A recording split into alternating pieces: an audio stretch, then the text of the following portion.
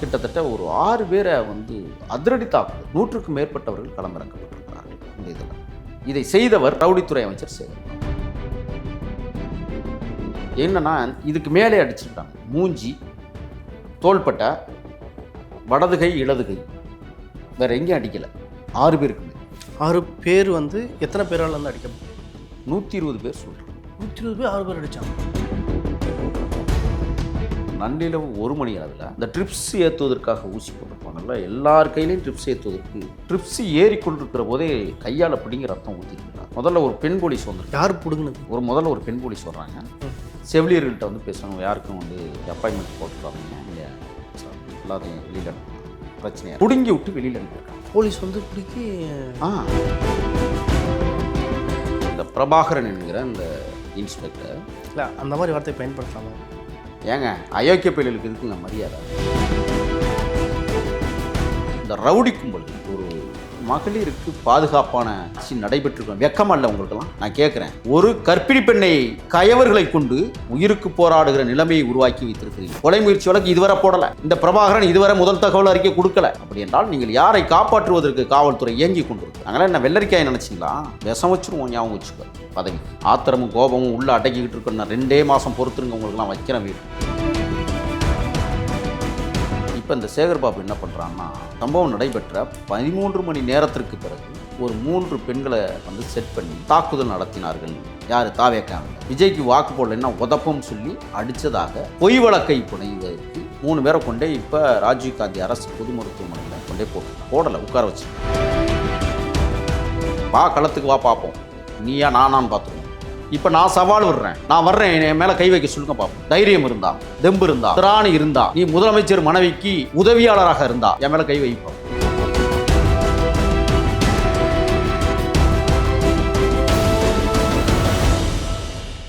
Colour கண்ணாடி voice நேயர்களுக்கு வணக்கம். இன்று நம்மோடு இருப்பவர் தாவேக்கா மாநில செய்தி தொடர்பாளர் முகில் அவர்கள். வணக்கம் ஐயா. வணக்கம். எப்படி இருக்கீங்க? இப்படி கேட்டா எப்படி? இங்கே நாரி போய் கிடக்கு நகரத்துக்குள்ளே அடிதடி வம்பு தும்புகள். யாரால் நாரி போய் இருக்கிறது? ஆமாம், மருத்துவமனைக்கு போயிட்டு வரேன். எல்லாம் சிகிச்சையில் இருக்காங்க. தமிழக வெற்றி கழகத்தினுடைய முன்னணி பொறுப்பாளர்கள், போராளிகள்லாம். ஆனால் செந்தில் பாபு என்ன சொல்கிறாருன்னா, சரி சேகர் பாபு என்ன சொல்கிறாருன்னா, பொதுமக்களுக்கும் தாவேக்காக சண்டை தவிர திமுகவுக்கும் அவங்க சண்டை இல்லைன்றாரு. எதை கொண்டு அடிக்கிறதுன்னு தெரியலைங்க. கட்சி ரொம்ப கட்டுப்பாடு போட்டிருக்கு. பார்த்தவன் பேசுகிறேன். கட்டுப்பாடாக இருக்கிறனால தான் நாத்தாக்கு தாக்கி கைதாகி லெஃப்ட் பண்ணி ஓடி போனாரா? இல்லை, அப்படி இல்லை.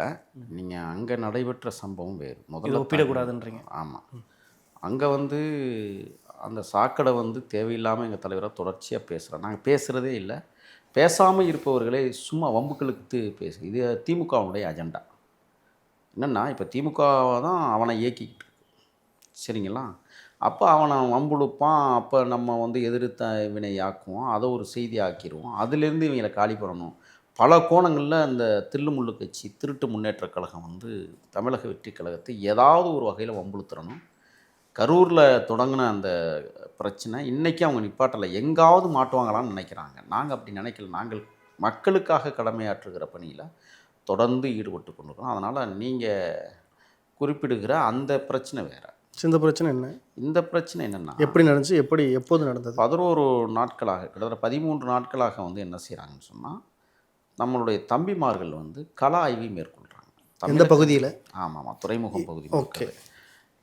முதல்ல ஒன்று சொல்லணும், கடலாடியை வென்று வா தம்பி, காத்திருக்கிறேன் துறைமுகத்தில் என்று கலைஞர் கருணாநிதி காளிமுத்து அவர்களுக்கு கடிதம் எழுதினார் ஒரு காலத்தில்.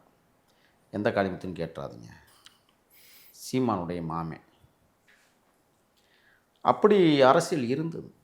கடலாடியை வென்று வா, துறைமுகத்தில் காத்திருக்கிறேன்னு அன்றைக்கி நான் அதே துறைமுகத்தில் இன்றைக்கி கலவர பூமியாக திட்டமிட்டு நடத்துவதற்கு அதே கலைஞர் கட்சிக்காரர்கள் இன்றைக்கி களத்தில் இறக்கி விடப்பட்டேன். அதாவது நான் போய் நேரில் பார்த்தேன். அதை என்ன நடந்துச்சு அப்படின்னா, 13 நாட்களாக வீடு வீடாக போய் பார்த்து தமிழக வெற்றி கழகத்தினுடைய பொறுப்பாளர்கள், தொண்டர்கள், தோழர்கள் யாருக்கு நீங்கள் வாக்களிக்க போகிறீங்க அப்படிங்கிற ஒரு லிஸ்ட் எடுக்கிறாங்க.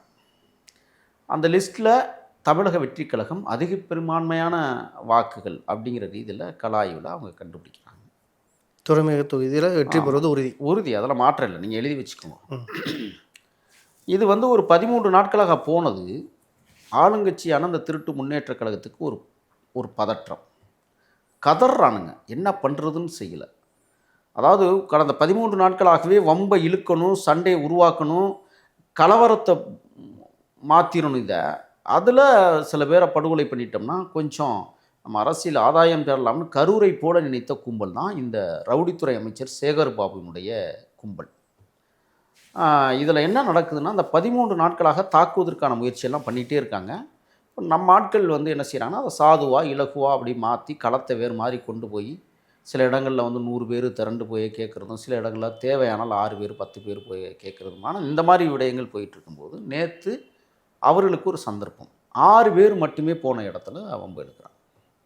100 பேர் போன இடத்துல வம்பு இழுத்துருந்தால் வேறு மாதிரி நடந்திருக்கும். அது நிச்சயமாக ஒரு கலவரத்தை உருவாக்கியிருப்பாங்க. எங்கள் தரப்புலையும் காயம், அவங்க தரப்புலையும் காயம்னு ஒரு பெரிய செய்தியெல்லாம் வெளியிட்டு பூதாகரமாக மாற்றிருப்பாங்க. 6 பேர், அதில் 2 பெண்கள் 4 பேர், மொத்தம் 6 பேர். அவங்க என்ன செய்கிறாங்கன்னா, வந்து 60வது வட்டத்தில் அங்கப்ப நாயக்கன் தெருவில் தான் நேற்று இதை வந்து செஞ்சுக்கிட்டு இருக்காங்க. அங்கே வந்து ஒவ்வொரு வீடாக போய் கேட்டு அதை ஃபார்ம் வந்து ஃபில்அப் பண்ணணும். அவங்க பேர், தெரு, கதவு இலக்கம், கைபேசி எண். விருப்பமில்லாதவர்களுக்கு அங்கே அந்த பதிவில் இடம் இல்லை. அப்படி தான் அதை உருவாக்குறாங்க. விருப்பம் இல்லைண்ணா, அதை எங்கள் தம்பிமார்கள் என்ன செய்யணும், விருப்பம் இருந்தால் சொல்லுங்கள் அப்படிங்கும்போது அவங்க என்ன சொல்கிறாங்கன்னா, அந்த சீட்டே வாங்கி அவங்களே ஃபில்அப் பண்ணுறாங்க. தமிழக வெற்றி கழகத்துக்கு தான் இந்த தடவை நாங்கள் ஓட்டு போட போகிறோம் அப்படிங்கிறத. இதை பொறுத்து கொள்ள முடியாத சில அந்த தீய சக்திகள் அங்கே உள்ளே இருக்கிறவங்க வீட்டுக்கு வீடு வராங்க, வீட்டுக்கு வீடு போகிறாங்க. இது டெய்லி அப்டேட் கொடுத்துட்டே தான் இருந்திருக்காங்க. இப்போ இதில் என்னென்னா, பயிற்சி பெற்றவர்கள், அதாவது அடிக்கிறதுக்கென்றே பயிற்சி பெற்றவர்கள். இப்போ தேர்தல் களத்துக்கு என்னென்னா 3 பிரிவாக வந்து திமுக உருவாக்கி குண்டர்களே இறக்கி விட்டு குண்டர்கள் தான். இப்போ திமுகவுடைய குண்டர்களை எப்படி விதவிதமாக இறக்கியிருக்கிறாங்கன்னா, 3 விதமாக இறக்கியிருப்பதாக செய்திகள் நம்மளுக்கு வருது. ஒன்று, நெஞ்சாங்குழிக்கு மேலே அடிக்கிற ஒரு அடி, அப்படி ஒரு படை. அந்த படை தான் இப்போ நேற்று இறக்கி விடப்பட்டிருக்கிறது. இன்னொன்று, கட்டையால் இதுக்கு கீழே அடித்து உள்காயங்களை ஏற்படுத்தி அவனை முடக்கிறது. 3வது, உயிர் போகணும், வெட்டி கொண்டுறணும். அப்படி ஒரு 3 படையை உருவாக்கி இருப்பதாக நமக்கு செய்திகள் கிடையாது. தாவேக்காக மட்டுமா இல்லை எல்லா தாவேக்காவை மட்டும்தான். இப்போ என்னென்னா, தாவேக்கா தான் இன்றைக்கி அவங்களுக்கு மிகப்பெரிய புளியை கரைச்சிக்கிட்டு இருக்கு. என்ன பண்ணுறதுன்னு தெரியாமல் திகைத்து போய் நிற்குது திருட்டு மாடல் ஆட்சி.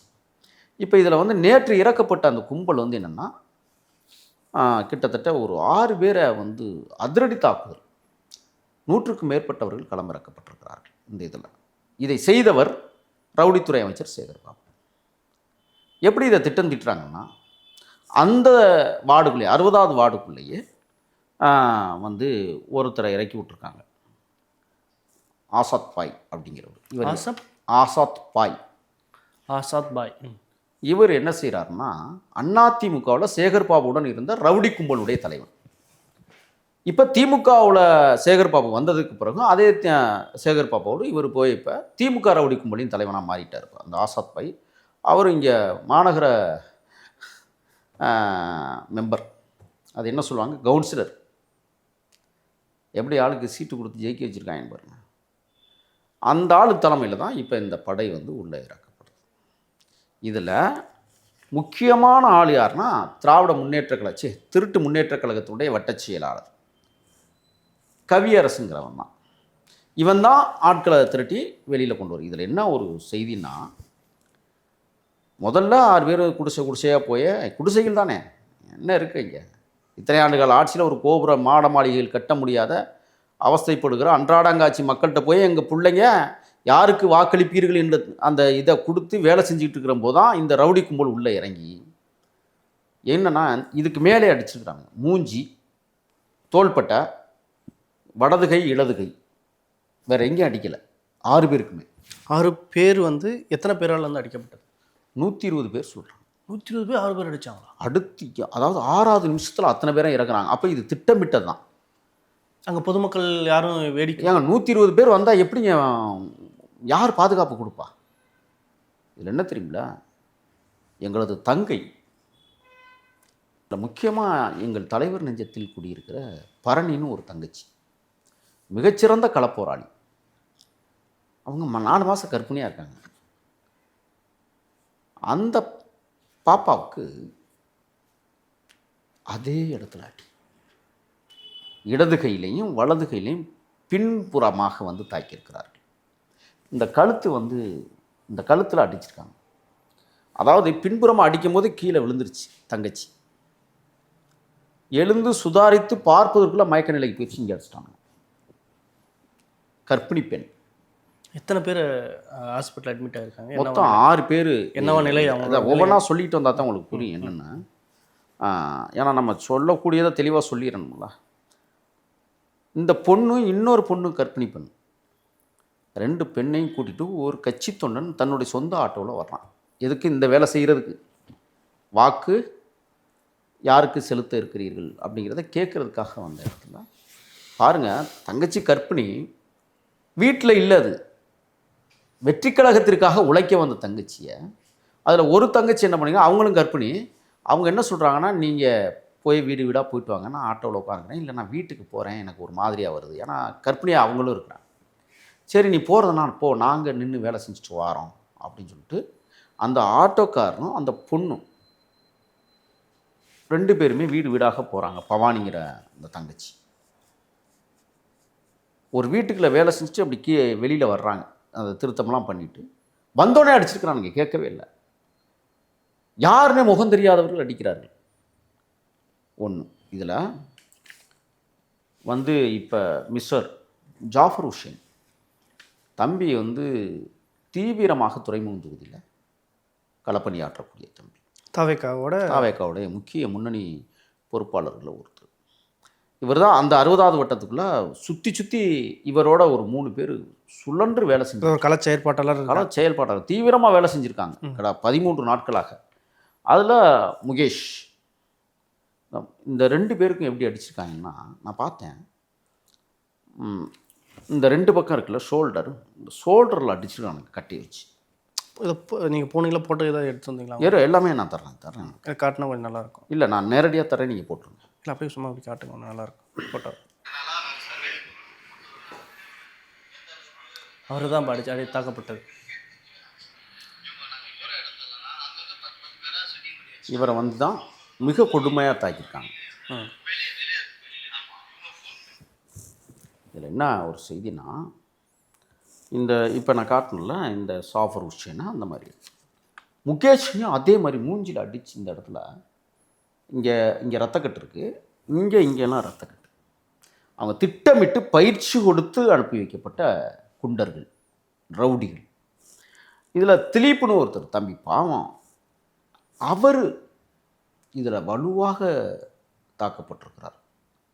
இதில் என்னென்னா, ஃபிக்ஸ் வந்து மயக்க நிலைக்கு போய் அவரை அட்மிஷன் பண்ணுறதுலே பெரிய பிரச்சனை நடக்குது.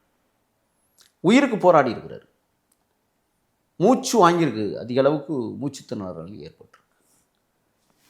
ரகுராமன் ஒருத்தர், அவருக்கும் அதே மாதிரி அடி. தங்கபாண்டியன், அவர் ஆட்டோ ஓட்டுனருங்க, ஆட்டோக்குள்ளே வச்சு அடிச்சிருக்காங்க. இதெல்லாம் முடிஞ்சது பெரிய பிரச்சனை இல்லை. காவல் நிலையத்தினுடைய ஆய்வாளர், B1 காவல் நிலையம், துறைமுகத்திலே என் தலைவர் பேரை வச்சுருக்கான், ஒரு அயோக்கியன், பிரபாகரன் பேர். என் தலைவர் ரொம்ப மரியாதையாக சொன்னேன், மாண்புமிகு ரவுடி போலீஸ். அதுக்கு மேலே எப்படி திட்டணும்னு எனக்கு தெரியல. இல்லை வீரப்ப மாநில திட்டுறதுனாலும் திட்டிக்கிறேன்.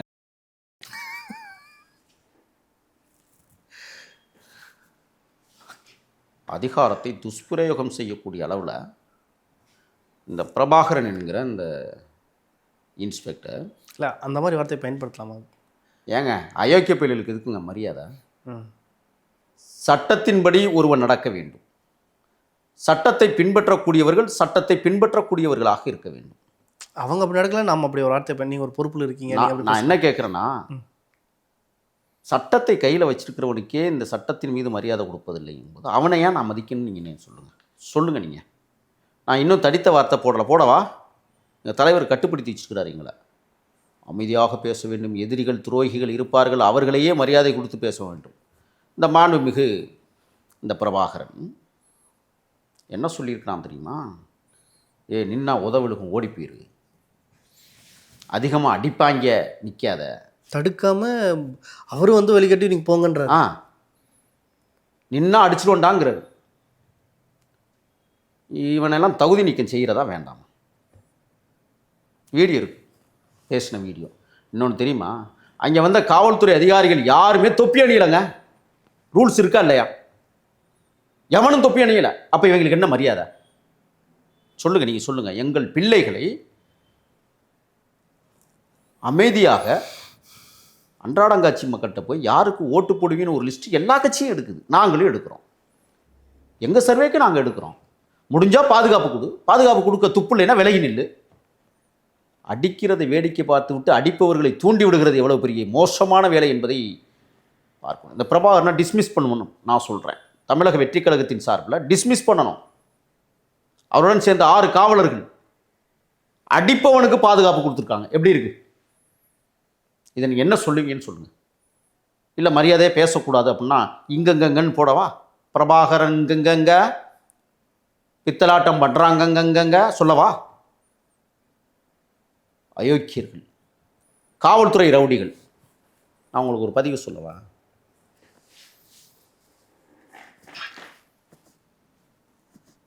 தொண்ணூறு சதவிகிதம் காவல்துறை சீர்கெட்டு போய் கிடக்கிறதுன்னு நான் சொல்லலை. உயர்நீதிமன்றம் அறிக்கை கொடுத்துருக்கு. தெரியுமா தெரியாது உங்களுக்கு? உயர்நீதிமன்றம் இப்படி ஒரு அறிக்கையை கொடுத்திருக்கிறது என்றால் காவல்துறை எவ்வளவு இழிவாகவும் மோசமாகவும் இருக்கிறது என்பதற்கு சான்று. 90% காவல்துறையினர் இன்றைக்கு சீர்கெட்டு கிடக்கிறார்கள் என்றால் அந்த 90%த்தில் இந்த பிரபாகரன் போன்ற காவல் பொறுக்கிகளும் அடங்குவர். சரி, அதுக்கப்புறம் என்ன நடந்துச்சு? அதை கேட்டால் தான் அசிங்கமாக இருக்கும். அடிக்கிறானுங்களாம். இதில் இந்த ஆசாத் பாய் இருக்கிறார்ல, இந்த பிரபாகரன் சமிஞ்சை கட்டுறாரான் போடி அப்படின்ற மாதிரி. எப்படி இருக்குது? எங்கள் தலைவர் சொல்கிறாங்க, அரசு இயந்திரம் என்பது வேறு, அரசியல் என்பது வேறு. அரசியலும் அரசும் ஒன்றாக இணைந்து விடக்கூடாது. அப்படி இணைந்தால் இப்படித்தான் நடக்கும். நீ 90% காவல்துறை புழுத்து போய் கிடக்கிறது என்றால், அழுக்காகி கிடக்கிறது என்றால் இது போன்ற அயோக்கியர்கள் இருப்பதால் தான் ஏதோ இந்த 10% காவல்துறையை நாங்கள் பெரிதாக மதிக்கிறோம். சரி, இப்படி ஒரு பக்கத்தில் அரசு மருத்துவமனை அட்மிட் பண்ணிட்டீங்க, திரும்ப தனியார் மருத்துவமனைக்கு போனதுக்கான காரணம் என்ன? சரியான கேள்வி கேட்குறீங்க. அதாவது எங்களது தேர்தல் பிரிவு மேலாண்மை பொதுச் செயலாளர் மாண்புமிகு அண்ணன் ஆதவர்சனா அவர்களும், எங்களுடைய துணை பொதுச் செயலாளரும் மரியாதைக்குரிய சிடிஆர் நிர்மல்குமார் அவர்களும் அங்கே போகிறாங்க. இரவு 10 மணிக்கு எங்களுடைய இளையவர் மரியாதைக்குரிய துணை பொதுச் செயலாளர் ராஜ்மோகன் அவர்களும் இன்னும் லயோலா மணி போன்ற தம்பிகளும் அந்த களத்திற்கு போகிறாங்க. எல்லாரையும் பார்த்து எல்லாம் முடியும். நள்ளிரவு 1 மணி அளவில் இந்த ட்ரிப்ஸ் ஏற்றுவதற்காக ஊசி போட்டிருப்பாங்கல்ல, எல்லார் கையிலையும் ட்ரிப்ஸ் ஏற்றுவதற்கு ட்ரிப்ஸ் ஏறிக்கொண்டிருக்கிற போதே கையால் பிடிங்க ரத்தம் ஊற்றிருக்கலாம். முதல்ல ஒரு பெண் போலீஸ் வந்துருக்கு. யார் பிடுங்கினது? முதல்ல ஒரு பெண் போலீஸ் வர்றாங்க. செவிலியர்கள்ட்ட வந்து பேசுகிறாங்க, யாருக்கும் வந்து அப்பாயின்மெண்ட் போட்டுறாதீங்க, இங்கே வச்சுறாங்க, எல்லாத்தையும் வெளியில் அனுப்புகிறாங்க, பிரச்சனையாக இருக்குது. பிடுங்கி விட்டு வெளியில் அனுப்பியிருக்காங்க. போலீஸ் வந்து பிடிக்கி நள்ளிரவு 1 மணியில் நான் இங்கே வீதியில் நின்றுருக்காங்க. ஸ்டாலினி மருத்துவமனையுடைய வீதியில் நின்றுருக்காங்க. அதில் ஒருத்தருக்கு மயக்க நிலை ஃபிக்ஸ் வந்துடுச்சு. என்ன செய்கிறதுன்னு தெரியல. துறைமுகம் தொகுதியினுடைய பொறுப்பாளர் எங்களுடைய இளவல் மிகச்சிறந்த களப்போராளி. இன்னும் சொல்லப்போனால் மரியாதைக்குரிய கருப்பர் நகரத்தின் தங்கத்தலைவன் ஆம்ஸ்ட்ராங் அவர்களால் வளர்த்தெடுக்கப்பட்ட தம்பி. சூப்பர். அவர் தான் இங்கே பொறுப்பாளர். மரியாதைக்குரிய வழக்கறிஞர் விஜயகுமார். ஏன் அந்த பேரை எவ்வளவு தயங்கி சொல்கிறேன்னு சிரிக்கிறீங்களா? அதுக்கு தான் வழக்கறிஞர் விஜயகுமார்னு ஏன் சொல்கிறேன்னா புரிஞ்சுக்கிறதுக்காக தான். செத்த படங்களை சுட்ட விஜயகுமார் அல்ல, அதுக்காக சொல்ல வரேன். தம்பி இரவு முழுவதும் களத்தில் நின்று பம்பரமாய் சுழன்று இந்த 13 நாட்களாக அந்த தம்பியினுடைய மேற்பார்வையில் எங்கள் தளபதியினுடைய மேற்பார்வையில் துறைமுகமே அதிர வேலை நடந்திருக்கிறது. இதை பொறுத்து கொள்ளாத ரவுடித்துறை அமைச்சர் அடியாட்கள் 100 பேருக்கு மேலே அனுப்பி நேற்றைய தினம் திட்டமிட்டு 1 மணி அளவில் மதியம் 1 மணி அளவில் கலவரத்தை தூண்டியிருக்கிறார். திட்டமிட்டு நடத்தியிருக்கிறார்கள். இப்போ நள்ளிரவு 1 மணிக்கு வீதியில் நின்றவங்களுக்கு தொடர்பு பண்ணணும், அவங்க தொடர்பு கொள்ளணும். கைபேசியெல்லாம் இங்கே கீழே பிடுங்கி வச்சுக்கிட்டாங்க. யார்? மருத்துவ குழுவினர். இங்கே என்னென்னா, மருத்துவ குழுவும் காவல்துறையும் ஒன்றாக இணைந்து தான் வேலை செய்கிறது. அதுக்கு நம்ம நிறைய எடுத்துக்காட்ட சொல்லலாம்.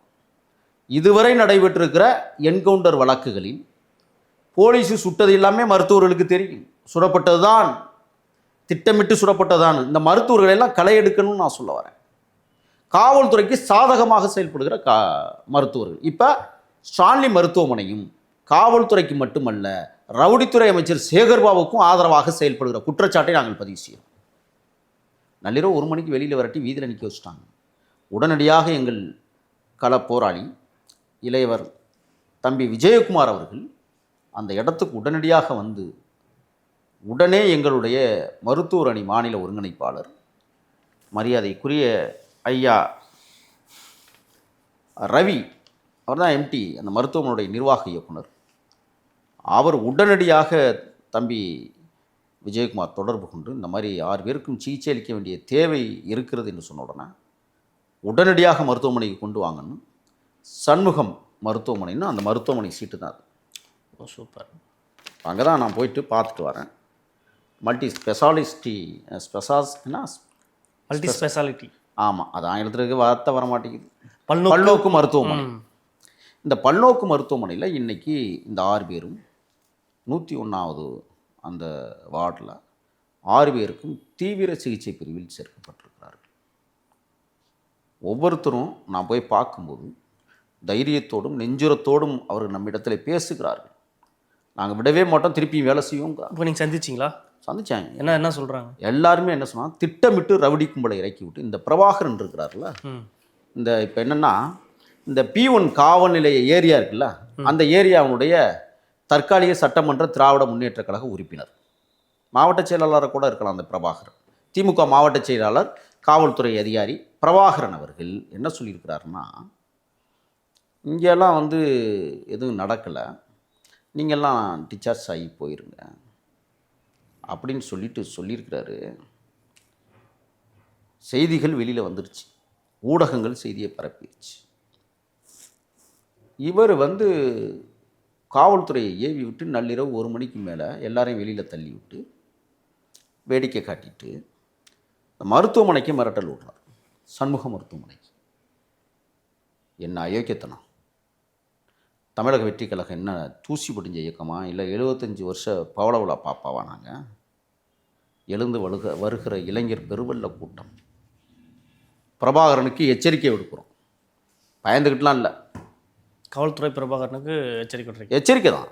காவல்துறையை சார்ந்த திராவிட முன்னேற்ற கழகத்தினுடைய மூத்த முன்னோடி பிரபாகரனுக்கு எச்சரிக்கை. இந்த மிரட்டுறது உருட்டுறதெல்லாம் உன் வீட்டுக்குள்ள வச்சுக்கோ. பதவியை அதிகார துஷ்பிரயோகம் செய்து கொண்டு ஆடுனா நல்லா இருக்குது, அடக்குவோம்.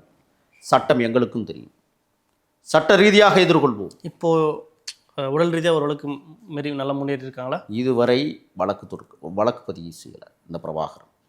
இப்போ தேறி வருகிறார்கள், தீவிர சிகிச்சை பிரிவில் இருக்கிறார். அதில் அந்த கர்ப்பிணி பெண் எப்படி இருக்காங்க? அவங்கள போய் நான் விசாரித்தேன். படுத்த நிலையை விட்டு எழுந்திருக்க முடியாமல் இருக்காங்க. தங்கச்சி வந்து தைரியம் இருந்தாலும் கூட அந்த மனதளவில் தைரியம் இருக்க வழிய உடலளவில் மிகப்பெரிய சுணக்கம் இருக்கிறது. நான் மருத்துவர்கிட்ட கேட்டேன், என்ன எக்ஸ்ரே எல்லாம் எடுத்து பார்த்தீங்களா, ஸ்கேன்லாம் போட்டிங்களா, என்ன இது குழந்தைக்கு ஏதாவது பாதிப்பு இருக்குது அப்படின்னு கேட்டதுக்கு, இல்லை பிடிச்சி தள்ளின ஒரு அதிர்ச்சியிலேருந்து அவங்க மீளலை, குப்பரைக்கு விழுந்திருக்கு தங்கச்சி. அந்த அதிர்ச்சியிலேருந்து அவங்க மீளாமல் இருக்கிறாங்க. அதுக்கு மனநல மருத்துவர்கள் வர சொல்லியிருக்கு. இப்போ தீவிரமாக நாங்கள் கண்காணிச்சிக்கிட்டு இருக்கிறோம்னு சொல்லிட்டு இந்த ட்ரிப்ஸ் ஏறிக்கிட்டு இருக்குது தங்கச்சி. அப்புறம் தங்கச்சி நான் போனோடனே எழுந்திருக்க முயற்சித்தாங்க. வேண்டாம் இருங்க தங்கச்சி, எப்படி இருக்குன்னு கேட்கும்போது அவங்களால பேச முடியல. அப்படி ஒரு சூழலை இந்த ரவுடி கும்பல்கள் ஒரு மகளிருக்கு பாதுகாப்பான ஆட்சி நடைபெற்றிருக்கோம். வெக்கம் அல்ல உங்களுக்கெல்லாம்? நான் கேட்குறேன், ஒரு கர்ப்பிணி பெண்ணை கயவர்களை கொண்டு உயிருக்கு போராடுகிற நிலைமையை உருவாக்கி வைத்திருக்கிறீங்க. கொலை முயற்சி வழக்கு இதுவரை போடலை. இந்த பிரபாகரன் இதுவரை முதல் தகவல் அறிக்கை கொடுக்கல. அப்படி என்றால் நீங்கள் யாரை காப்பாற்றுவதற்கு காவல்துறை இயங்கி கொண்டிருக்கிறது? நாங்களாம் என்ன வெள்ளரிக்காய் நினச்சிங்களா? விஷம் வச்சுருவோம், ஞாபகம் வச்சுக்க. பதவி ஆத்திரமும் கோபமும் உள்ளே அடக்கிக்கிட்டு இருக்கணும். 2 மாதம் பொறுத்துருங்க, உங்களுக்கெல்லாம் வைக்கிறேன் வீட்டு. ஆனால் சோஷியல் மீடியாவில் என்ன இது பண்ணுறாங்கன்னா, இது பேக்க சொல்கிறாங்க, பிளான் பண்ணி இவங்களே வந்து 100 பேர் இறக்கி விட்டதாகவும், என்ன நகைச்சுவை இது பண்ணுறீங்களா அப்படின்ற மாதிரிலாம் எந்த திமுக இருக்கல சோஷியல் மீடியாவில் இருக்கிறவங்களாம் இப்படி ஒரு அவங்க அப்படி தான் பேசுவாங்க. காசு வாங்கிட்டு பேசுகிறவன் எவன் ஒழுங்காக பேசுவான்? 1 லட்சம் மாதம் 2 லட்ச ரூபா வருமானத்தை ஈட்டக்கூடிய அளவில் இருந்தால் அவன் என்ன சொன்னாலும் இவன் எழுதுவான், பேசுவான். அதனால தான் எங்கள் தலைவர் இந்த ஊடகங்கள், இந்த தற்குறி ஊடகங்களுக்கு ஏன் பதில் சொல்கிறதில்ல, வந்து பேசுகிறதே இல்லைன்னா இதனால தான். ஒட்டுமொத்தமாக விலைக்கு வாங்கி வச்சுருக்கான். அவங்க நம்மள்கிட்ட கேள்வி கேட்கணுமா? அவசியமாக நாங்கள் அவங்களுக்கு பதில் சொல்லணும்னு அப்படி ஒன்றும் தேவை இருக்குது? போய் பாருங்கள், மருத்துவமனையில் நிலை குலைந்து போய் கிடக்கிறார்கள். இதுவரை ஒருத்தனை கூட கைது செய்ய துப்பற்ற அரசு, பக்கற்ற அரசு. இப்போ சேகர்பாபு அந்த ரவுடித்துறை அமைச்சர் சொல்கிறாரு, பொதுமக்கள் மீது தாக்குதல் நடத்தினார்கள். எப்படி சொல்கிறான்னா, விஜய்க்கு நீங்கள் ஓட்டு போடலைன்னா அடி விழுகும் அப்படின்னு சொல்லி அடித்தாங்களாம். ஏதாவது பொருந்துற மாதிரி போய் சொல்லணும்ல.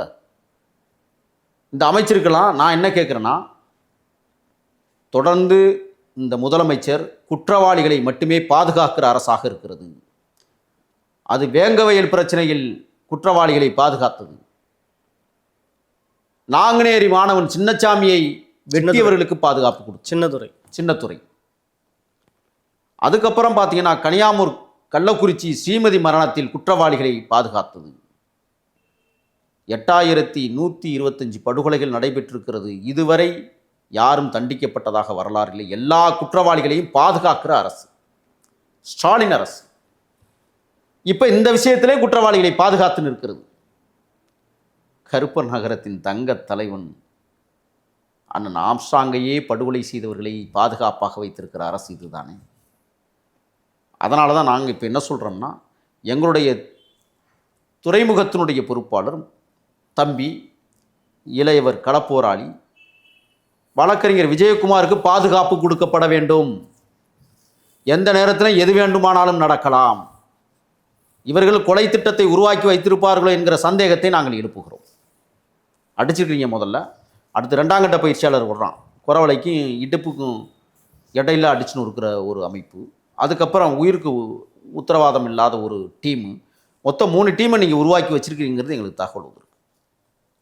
அப்போ திட்டமிட்டு இந்த தாக்குதலை திராவிட முன்னேற்றக் கழகம், நான் என்ன கேட்குறேன்னா, கொள்கையை கொள்கையாக எதிர்கொள்ள வேண்டும், கோட்பாடுகளை கோட்பாடுகளாக எதிர்கொள்ள வேண்டும், களத்தை களமாக வென்று போராட வேண்டும்.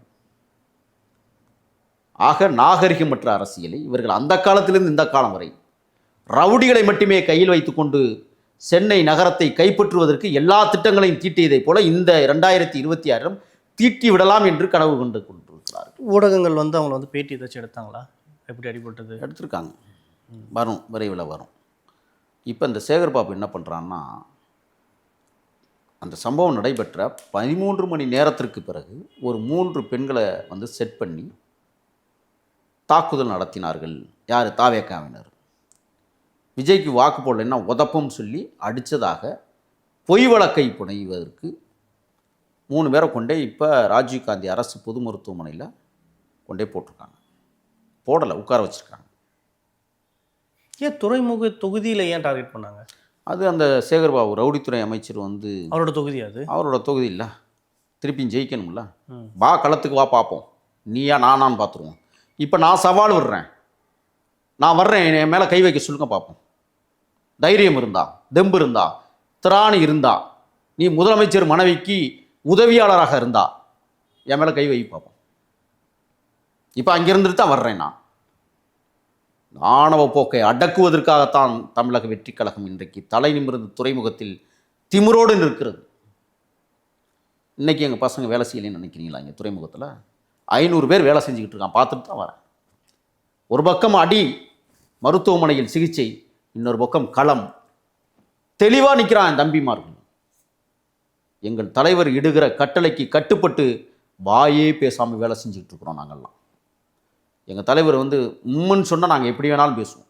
எங்களுக்கும் அந்த தைரியமும் தில்லும் திராணியும் இருக்கிறது. ஆக திட்டமிட்டு இந்த ரவுடித்துறை அமைச்சர் இப்போ வட சென்னையில் கலவரத்தை மூட்டுவதற்கும் இப்போ களமாடி கொண்டிருக்கிறார். எங்களுக்கு தெரியும் ஆம்ஸ்ட்ராங் அண்ணன் படுகொலையில் நீங்கள் என்ன பண்ணியிருக்கீங்கிறது எங்களுக்கு தெரியும்.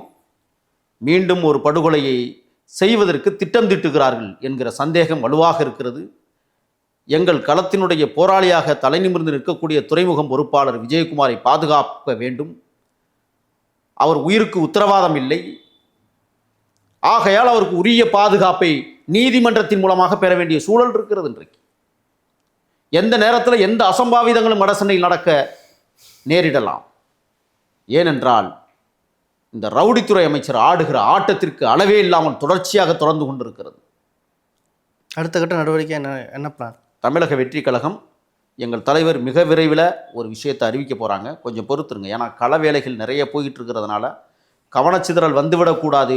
இவர்கள் நம்மளை தாக்குவார்கள், அடிப்பார்கள், அதில் கவனம் செலுத்திட்டா களம் தோற்று போகும் அப்படிங்கிறதுக்காக அடிக்கிறியா அடி, எங்களுடைய இலக்கு வேறு, வாங்கிக்கிறோம், மருத்துவமனையில் கடந்து சிகிச்சை அளிச்சுக்கிறோம், உயிருக்கே உத்தரவாதம் இல்லாத சூழல் இன்னைக்கு உருவாகி இருக்கிறது, பார்த்துக்குவோம், பொறுமையாக கையாளுங்கள். களம் வெற்றி நமதாக இருக்கிற போது அந்த வெற்றியை இவர்கள் உடைப்பதற்கான வேலையை தொடங்கி இருக்கிறார்கள். நான் சொல்கிறேன், எழுதி வச்சுக்கோங்க. துறைமுகம் தமிழக வெற்றி கழகத்தின் அசைக்க முடியாத கோட்டையாக மாபெரும் வெற்றியை ஈட்ட இருக்கிறது. ஓகே சார், நிறைய தகவலை பயந்துக்கிட்டு மற்றொரு நன்றி. வணக்கம். நன்றி.